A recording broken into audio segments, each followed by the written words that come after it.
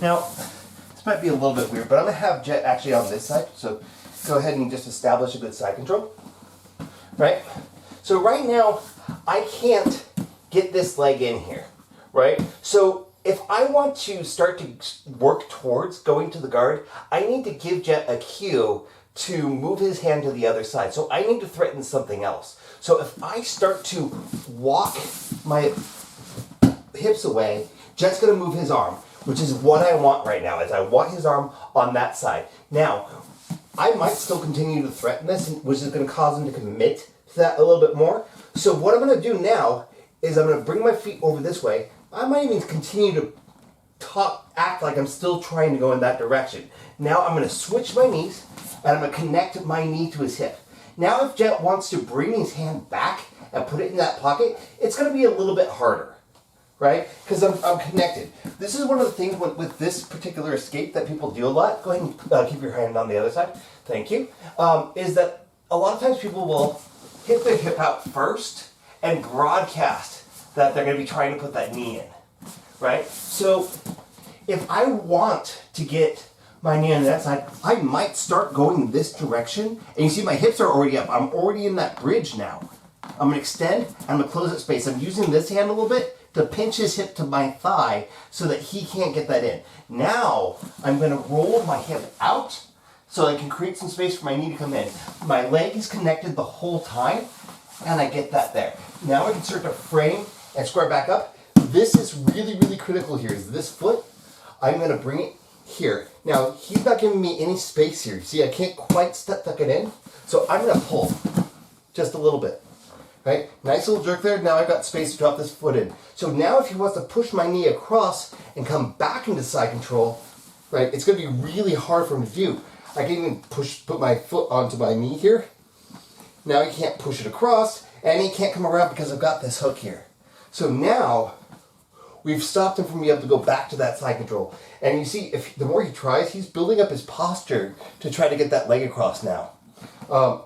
I personally would try to smash down on it to get it across, but he might have to build up his posture because of this. But if he doesn't, I might start pulling it down, right? I might be doing things that might be implying that I'm trying to attack him from here, and he might be like, "Oh, you're trying to go for my neck. I want to move my neck out of the way."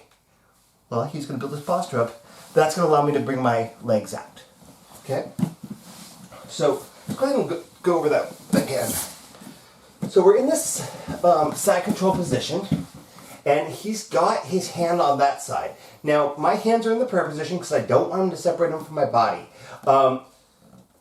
I can start to frame onto his face just a little bit, so I'm just cupping behind his shoulder here, and all I'm doing is I'm not trying to force him down or muscle him down or anything like that. I'm just kind of putting a little bit of pressure so that he can't follow me with his body, right? I'm blocking his head from following. And, if I was really going for this particular escape, I would actually bring this arm out and frame like this so that I can keep that pressure going. But in this case, because I'm trying to go back to guard, I'm not going to do that, right? I'm just going to make it so that, if he's being lazy, I will totally get this pass. But he's not going to be lazy, and I want his hand on this side so I have a clear path.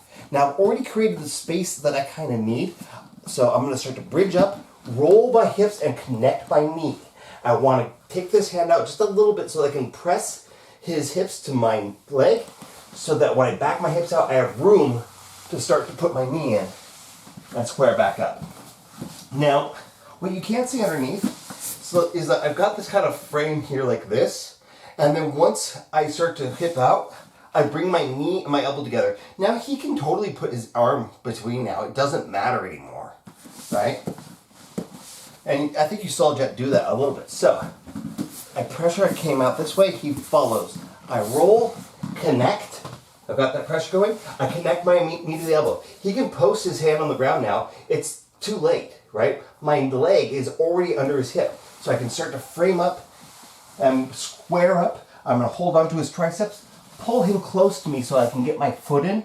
And now I'm going to start threatening shit. I might be doing this kind of bullshit box choke or whatever so that I can get this leg out. Just so I can get him to posture up. All right?